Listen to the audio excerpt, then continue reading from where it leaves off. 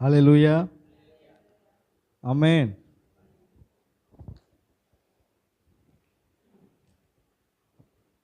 சங்கீதங்களின் புஸ்தகம் 115 அதிகாரம் 12ஆம் வசனம். சங்கீதங்களின் புஸ்தகம் 115 12ஆம் வசனத்தை வாசிக்கலாம்.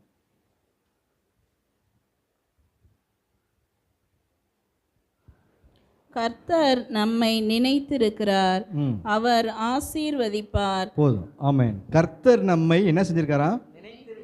நினைத்திருக்கிறார். அடுத்து என்னது? அவர் ஆசீர்வதிப்பார். இந்த உலகத்தில் நம்ம நினைக்கலாம், நம்மளை யாருமே நினைக்கவே மாட்றாங்க, நினச்சி கூட பார்க்க மாட்றாங்க அப்படின்னு சொல்லி நம்ம சொல்லுவோம். ஆனால் பைபிளில் வேதத்தில் ஆண்டவர் சொல்கிறாரு, கர்த்தர் நம்ம என்ன சொல்கிறாரா? நினைத்திருக்கிறார். அவர் நம்ம என்ன செய்கிறாரா? ஆசீர்வதிக்கிறார். நம்ம உலகத்தில் தேவன் ஒருவரே நம்மளை என்ன செஞ்சுருக்காரு? நினச்சிக்கிட்டே இருக்கார். நம்மளை நினைக்கிறதுக்கு ஆள் இல்லை. நம்ம நினச்சி நம்ம என்ன செய்வோம்? வருத்தப்படுவோம், கவலைப்படுவோம். ஆனால் நம்மளை நினைக்கிறதுக்கு யார் இருக்கா? கர்த்தர் இருக்கார். அவர் யார்? சாதாரண மனுஷனா? இல்லை, சர்வத்தையும் படைத்த சர்வ வல்லமை உள்ள தேவன். அவர் நம்ம நினச்சிருக்காராம். அவர் நம்ம நினைக்கிறதுக்கு நமக்கு ஏதாவது தகுதி இருக்குதா? தகுதி இல்லாத நம்மளை ஆண்டவர் நம்ம என்ன செஞ்சுருக்காரு? நினச்சிருக்காரு, நினச்சி பார்க்குறாரு. நம்ம கூட சொல்லுவோம், என்னை மறந்துட்ட, நான் உனக்கு நினச்சிக்கிட்டு தான் இருந்தேன் அப்படின்னு சொல்லி பொய் கூட சொல்லுவாங்க. ஆனால் கர்த்தர் அப்படி நம்ம என்ன செய்யலை, சொல்லலை. ஆனால் நம்மளை அவர் என்ன செஞ்சிட்ருக்காரு? நினைத்திருக்கிறார். அவர் நம்மளை ஆசீர்வதிக்கிறார். பாருங்க, 1 கொரிந்தியர் 1ஆம் அதிகாரம் 28ஆம் வசனம் வாசிங்க. 1 கொரிந்தியர் 1:28. உள்ளவைகளை அவமாக்கும்படி உலகத்தின் இழிவானவைகளையும் அற்பமாய் எண்ணப்பட்டவைகளையும் இல்லாதவைகளையும் தேவன் தெரிந்து கொண்டார். போதும். உலகத்தில் ஆண்டவர் யாரை தெரிந்து கொண்டாரா? இழிவானவைகள், இல்லாதவைகளை என்ன செஞ்ச ஆண்டவர் என்ன செஞ்சாரா? தெரிந்து கொண்டார். உலகத்தில் அவமானமாக படுத்தப்பட்ட மக்களை தான் ஆண்டவர் என்ன செய்கிறாரா? தெரிந்து கொண்டார், தெரிந்து கொள்கிறார். இல்லாதவைகள், இழிவானவைகளை, அற்பமாக எண்ணப்பட்டவைகளை தேவன் என்ன செய்கிறாரா? தெரிந்து கொள்கிறார். வேதத்திலே வாசிக்கிறோம் பாருங்க. லேயாள், யாக்கோபுக்கு 2 மனைவிகள். அவங்க பேர் யார்? ராகேல், லேயாள். அவங்கள லேயால எல்லாரும் என்ன செய்வாங்களாம்? அற்பமாக நினைப்பாங்களாம். அவளுடைய அற்பமாக நினைக்கிறதுக்கு காரணம் என்னன்னு சொன்னாக்கா, அவங்களுக்கு கண்ணு கூச்ச சுபாவமாக இருக்குமா, அப்படியே ஒன்றை கல்ல பார்க்குறவங்க பார்ப்பாங்களாம். ஆனால் யாக்கோபு யாரை நேசித்தார் அப்படின்னு சொன்னாக்கா, ராகேல் மேலே தான் ரொம்ப பாசமாக இருப்பார். ராகேல் மேலே தான் ரொம்ப பாசமாக இருப்பார். ஆனால் லேயால என்ன செஞ்சாங்க? எல்லாருமே அற்பமாக நினச்சாங்க. அற்பமாக எண்ணப்பட்ட லேயால தான் கர்த்தர் கண்டு அப்படின்னு வசனம் இருக்கும். அற்பமாக நினைக்கிற விஷயங்கள் ஒன்றுத்துக்கும் உதவாது, இதை தூக்கி ஓரமாக போடு அப்படின்னு சொல்கிறது தான் ஒரு நாளைக்கு நமக்கு என்ன செய்யப்படும்? தேவைப்படும். ஒன்றுத்துக்கும் ஆகாது, வேஸ்ட். தென்ன உன்னையெல்லாம் பெற்றதுக்கு அப்படி டேஸ் டேஸ் நீங்களே போட்டுக்கலாம், சரிங்களா? உன்னையெல்லாம் எதுக்குமே ஆகாது, எந்த புரோஜனமே இல்லை, நீலாம் தெண்டம், வேஸ்ட், குப்பைக்கு தான் லாக்கி அப்படின்னு சொல்லி நம்மளாம் ஒதுக்குவாங்க. அப்படிப்பட்டவங்கள தான் தேவன் என்ன செய்கிறாரா? தெரிந்து கொள்கிறார், நோக்கி பார்க்கிறாராம். என்ன ஒரு ஆண்டவர் பாருங்களேன், அவருடைய கோணங்களே வித்தியாசமானது. அவர் தெரிந்து கொள்கிற பாத்திரங்கள்லாம் பார்த்தீங்கன்னா ஒன்றுத்துக்கும் உதவாத மனிதர்களையும் ஆண்டவர் தேடி கண்டுபிடிக்கிறார். இந்த வசனத்தை வாசிக்கலாம். ஆதியாகமம் 29ஆம் அதிகாரம் 31ஆம் வசனம் வாசிங்க. ஆதியாகமம் 29:31. லேயாள் அற்பமாய் எண்ணப்பட்டாள் என்று கர்த்தர் கண்டு அவள் கர்ப்பம் தரிக்கும்படி செய்தார். ராகேலோ மலடியாய் இருந்தாள். லேயாள் அற்பமாய் எண்ணப்பட்டதை சொல்லி கர்த்தர் ரசிகரா கண்டு. அற்பமாக நினைக்கிறாங்களா அவங்கள? ஆனால் நீ எதுக்குமே செய்யாதீங்க, கவலைவே படாதீங்க. அற்பமாக நினைக்கிறவங்கள தான் யார் கண்டு பார்க்குறா, கண்டுகொள்கிறா? கர்த்தர் நம்மளை கண்டுகொள்கிறார். ஆதியாகமம் 30:2ஆம் வசனத்தை வாசிங்க. 30ஆம் அதிகாரம் 2ஆம் வசனம். அப்பொழுது யாக்கோபு ராகேலின் மேல் கோபம் கொண்டு, தேவனல்லோ உன் கற்பத்தை அடைத்திருக்கிறார், நான் தேவனா என்றான். ராகேல் கேட்குறாங்க, அவங்களுக்கு என்ன இல்லை? ராகேலுக்கு குழந்தையே இல்லை. ஆனால் லேயாளுக்கு குழந்தை பிறந்துக்கிட்டே இருக்குது. அற்பமாக நினைக்கப்பட்ட அந்த லேயாளுக்கு குழந்தை பிறக்குது, ராகேலுக்கு குழந்தையே இல்லை. அப்போ லேயா ராகேல் வந்து யாக்கோபை பார்த்து கேட்குறாங்க, எனக்கு என்ன, எனக்கு பிள்ளை கொடுமை இல்லாவிட்டால் நான் சாகிறேன்.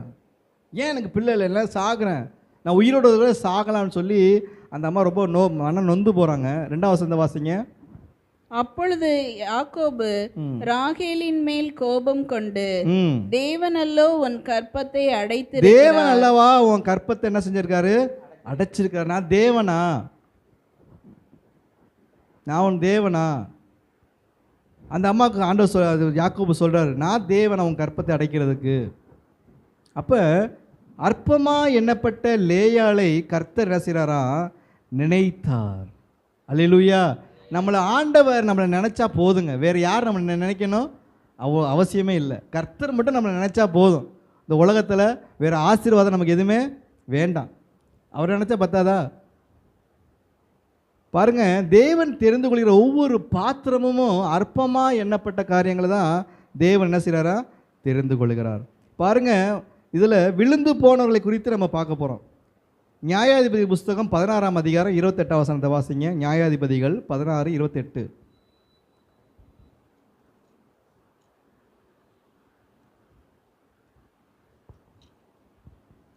நியாயாதிபதிகள் 16ஆம் அதிகாரம் 28ஆவது வசனம்.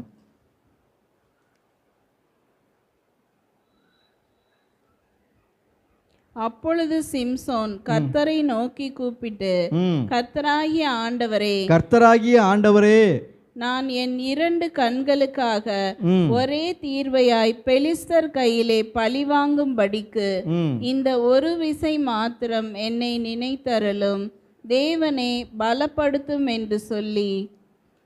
போதும். இப்போ கவனிங்க, இதில் என்ன ஆழமான சத்தியம் இருக்குன்னு சொன்னாக்கா, சிம்சோனுடைய கண்கள் பிடுங்கப்பட்டு அவனை என்ன செய்கிறாங்களாம், பிடிச்சி கட்டி போட்டு அவனை வந்து சித்திரத்தை பற்றி அவமானப்படுத்திட்டு இருக்காங்க.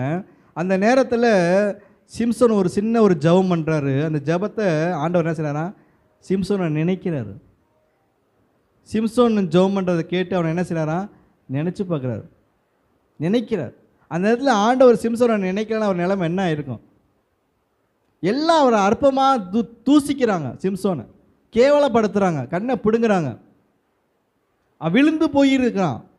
ஆனால் அந்த நேரத்தில் கூட சிம்சோன் ஜெபம் பண்ணும்போது விழுந்து போன சிம்சோனை கர்த்தர் அவர் ஜெபத்தை கேட்டு என்ன செய்கிறார், நினைக்கிறார். ஒரு பலன் தரார், பெரிய பலன் தரார். நம்ம கூட சில நேரத்தில் என்ன செஞ்சிருவோம், விழுந்து போயிடுவோம். நம்ம சொல்லுவோம், ஒருத்தரை பார்த்தோம்னா, நான் எனக்கு அப்போவே தெரியும், இவனை பார்த்தா ஜோடிச்சுட்டு சிங்காரிச்சிட்டு வரும்போதே நினச்சேன், இவன் அவனோட தான் போவான், தெரியும் எனக்கு, இவன் அவனோட தான் போவான் அப்படின்னு சொல்லி நம்ம பலரை குற்றம் சொல்லுவோம். அப்படி கெஸ் பண்ணுவோம், இப்படி தான் இருப்பாங்க, நான் நினச்சேன், அப்போவே எனக்கு தெரியும் அப்படின்னு சொல்லுவாங்க. ஆனால் விழுந்து போன ஒரு சிம்சோனை ஆண்டவர் என்ன செய்கிறாரா, நினைக்கிறார். நம்ம கூட அநேக கட்டங்களில் அநேக சூழ்நிலை, சில சந்தர்ப்ப சூழ்நிலை நம்ம என்ன செஞ்சிடறோம், விழுந்து போயிடுறோம். விழுந்தது மட்டுமே இல்லாமல் நம்மளை ஆண்டவர் என்ன செய்கிறார், நம்மளை நினச்சி பார்த்து நம்மளை தூக்கி விடுகிறார். அல்லேலூயா. ஒரு ஆமேன்னு சொல்லுங்களேன், ஒரு அல்லேலூயா சொல்லுங்களேன். விழுந்து போனவர்களை ஆண்டவர் நினைவு கூறுகிற அந்த காலை வேளையில் நம்ம விழுந்துட்டோம், நம்மளால் எந்திரிக்க முடியும்னு சொல்லி நம்ம என்ன செய்ய வேண்டியதில்லை, கவலைப்பட வேண்டியதில்லை, சோர்ந்து போக வேண்டியதில்லை. கர்த்தர் நம்மளை நினைக்கிறார். அல்லேலூயா.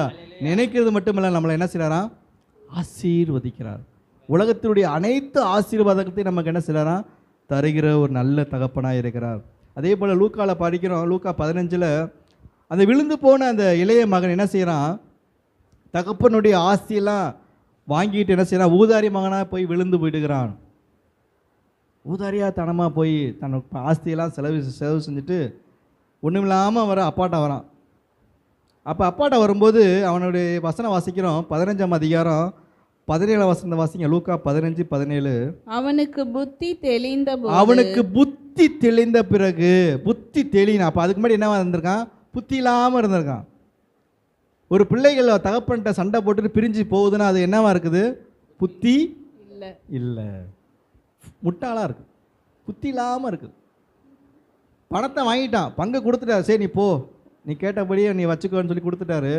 அவன் என்ன பிஸ்னஸ் பண்ணார், ஜாலியாக சுகமாக வாழ்ந்தார். பன்றி திங்கிற தவிட தின்னுக்கிட்டு பொழப்ப ஓட்டிக்கிட்டு இருந்தார். ஊதாரித்தனமாக இருந்தான், எல்லாத்தையும் செலவழிச்சிட்டான். பிறகு அவன் என்ன செஞ்சான்? புத்தி தெளிந்த பிறகு தகப்பன் நோக்கி வருகிறான். 20வது வசனத்தை வாசிங்க. 20. எழுந்து புறப்பட்டு தன் தகப்பனிடத்தில் வந்தான். எழுந்து புறப்பட்டு, விழுந்து போன அந்த வாலிபன், அந்த இளைய மகன் புறப்பட்டு என்ன செய்யணும்? அப்பன்ட்ட வரார். அடுத்த அவன் தூரத்தில் வரும்போது அவனுடைய தகப்பன் அவனை கண்டு மனதுருகி, பாருங்க, அவன் தகப்பன் தூரத்திலே கண்டு அவன் மேல மனது உருகி என்ன சொல்றாரு?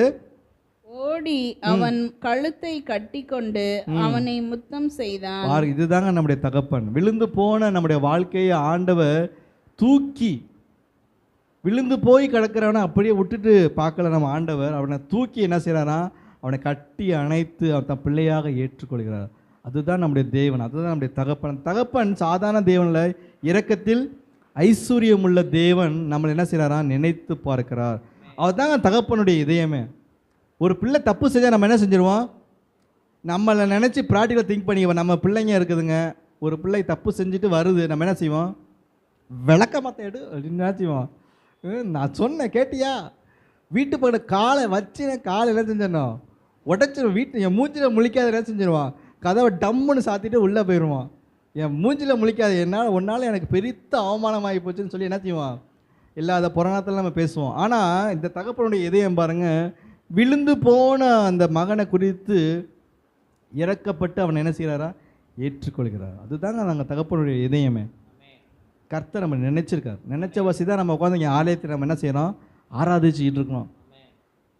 எப்போ என்ன நடக்குன்னு எதுவுமே சொல்லவே முடியாது, தெரியவே தெரியாது. சர்ச்சுக்கு தான் போகிறோம், சர்ச்சுக்கு தான் வரோம், என்ன நடக்குன்னு சொல்ல முடியாது. எவ்வளவோ விபத்துகள், எவ்வளவோ மரணங்கள், எவ்வளவோ செய்திகள்.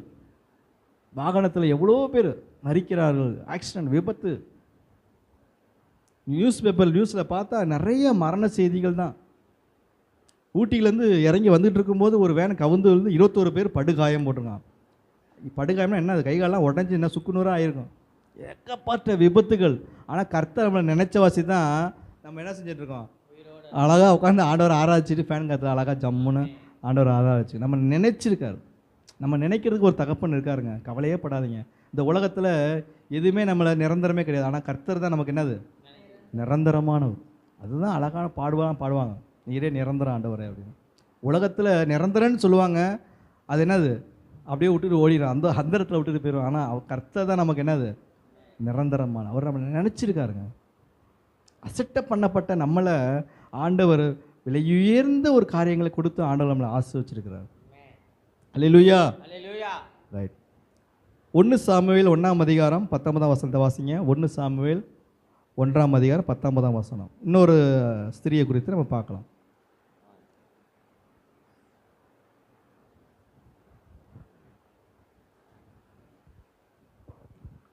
அவர்கள் அதிகாலையில் எழுந்து கர்த்தரை பணிந்து கொண்டு. இல்லை, 1 சாமுவேல் 1ஆம் அதிகாரம் 19ஆம் வசனம்.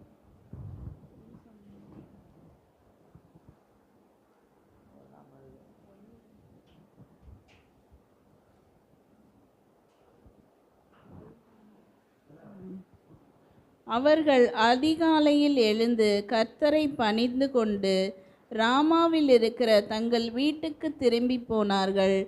எல்கானா தன் மனைவியாகிய அன்னாளை அறிந்தான். கர்த்தர் அவளை நினைந்தருளினார். கர்த்தர் அவளை என்ன செஞ்சிருந்தாரா? நல்லா வாசிங்க. கர்த்தர் அவளை நினைந்து அருளினார். பாருங்க, கர்த்தர் அன்னாளை என்ன செஞ்சாரா? நினைந்து அறிந்தனாள். இவங்க பார்த்தீங்கன்னா எல்கானாவுக்கு 2 மனைவிகள். என்ன, அது யாரு? அன்னாள், பெனினாள். இதில் 2 பேத்துக்கும் பார்த்தீங்கன்னாக்கா, இது 2 பேத்துக்கு ஒரு பிரச்சனை. யாருக்கு குழந்தை இல்லை? அன்னாளுக்கோ குழந்தை இல்லை. அப்போ பெனிலா என்ன செய்வாங்களாம்? அவங்களுக்கு குழந்தை இருந்துச்சு. அப்போ பெனிலா என்ன செய்வாங்களாம்? தினம் அன்னாள் என்ன செய்வாங்களாம்? மனம் அடிவாக்க, துக்கப்படுத்திக்கிட்டே இருப்பாங்களாம். ஒரு மனுஷனுக்கு துக்கம்னா எப்படிங்க இருக்கும்? ஒரு துக்கம் நிறைஞ்சா எப்படி இருக்கும்? ரொம்ப சோகமாகவே இருப்பாங்க, துக்க முகத்தாகவே இருப்பாங்க. உங்கள் இருதயம் எப்படி இருக்கா? அப்படி தான் உங்கள் முகம் எப்படி இருக்குமா? அப்படி தான் இருக்குமா? பார்த்துங்க, யோபு சொல்லுவார். யோபு 6:3 வாசிங்க. யோபு 6:3.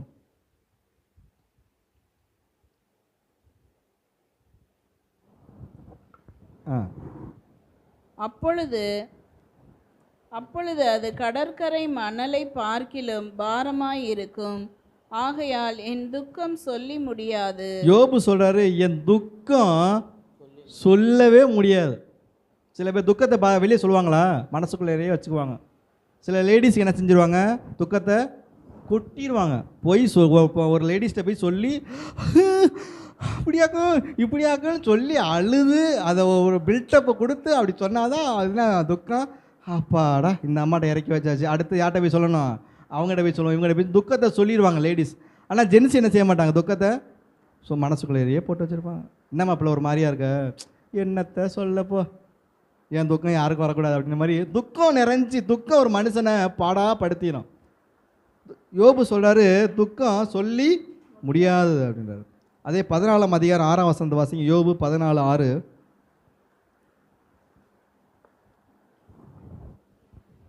அவன் ஒரு கூலிக்காரனை போல் தன் நாளின் வேலை ஆயிற்று என்று ரம்யப்படும் மட்டும் அவன் ஓய்ந்திருக்கும்படி உமது பார்வையை அவனை விட்டு விலக்கும். 14.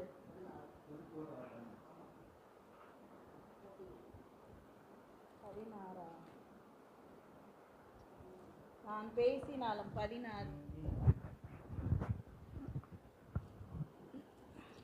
நான் பேசினாலும் என் துக்கம் ஆறாது. நான் பேசினாலும் என் துக்கம் என்ன செய்யாதான்? ஆறாது. யோபு சொல்றாரு, நான் என்னதான் பேசினா என் துக்கம் ஆறாது. ஆனால் இதில் அண்ணாவில் பார்க்கும்போது துக்க நிறைந்தவளாக இருந்தாலாம்.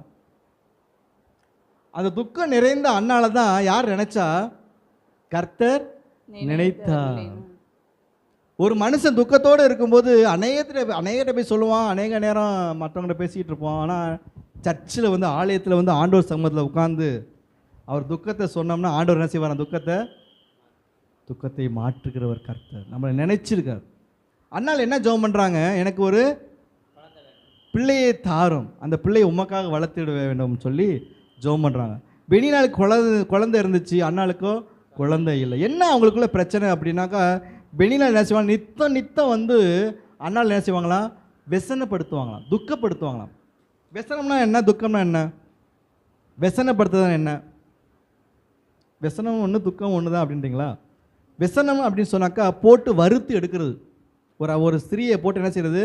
போட்டு வறுத்து எடுக்கிறது. எத்தனை பேர் வறுத்துருக்கீங்க வீட்டில்? சட்டியை வச்சோன்னே என்ன செய்கிறோம்? ஃபஸ்ட்டு எண்ணெயை ஊற்றுறோம், அப்புறம் என்ன செய்கிறோம்? தக்காளியை முழுசாக போடுறோமா வெட்டி போடுறோமா?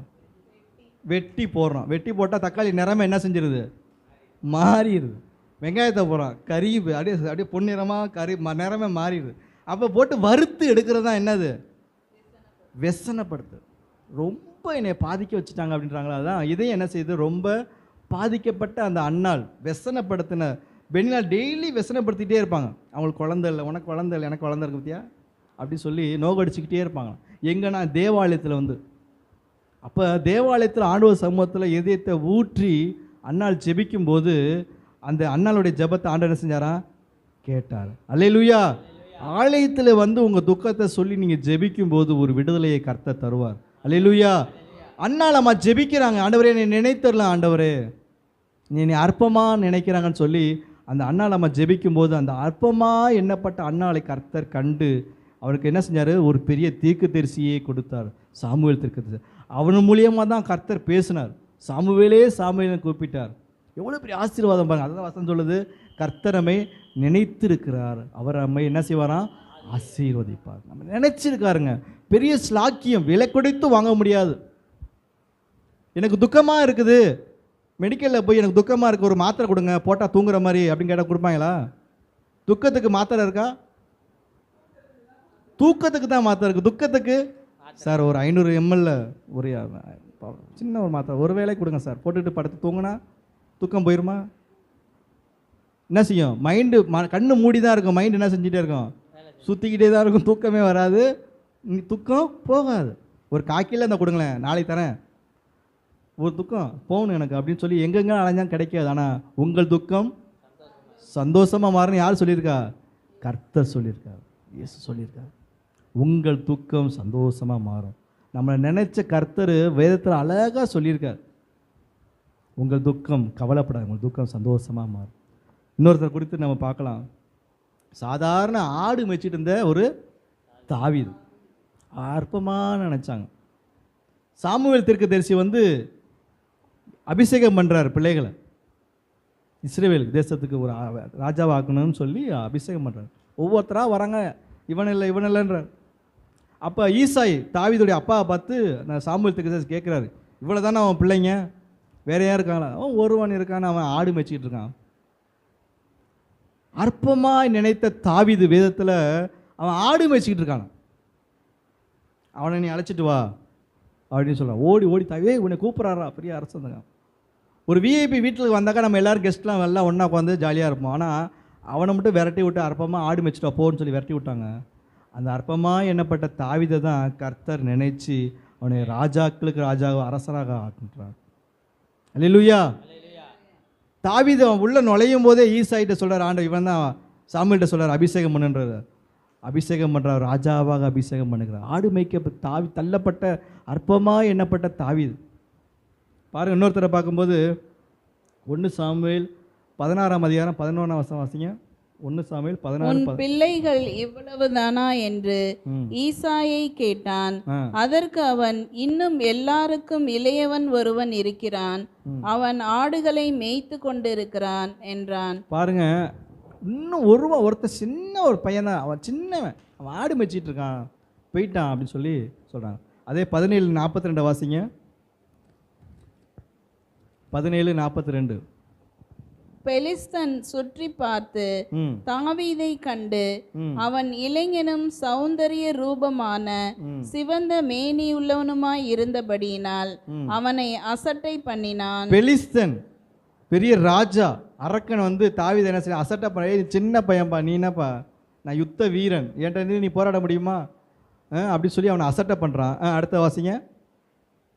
பெலிஸ்தன் தாவீதை பார்த்து, நீ தடிகளோட என்னிடத்தில் வர நான் நாயா என்று சொல்லி அவன் தன் தேவர்களை கொண்டு தாவீதை சபித்தான். பாருங்க, தாவீதை ரொம்ப சபிச்சு அற்பமா பேசுறான். நீ என்ன குச்சியோட வர, நான் நாயா, நான் எவ்வளவு பெரிய ஆள் தெரியுமா அப்படின்னு பெலிஸ்தன் கம்பீரமா நிக்கிறான்.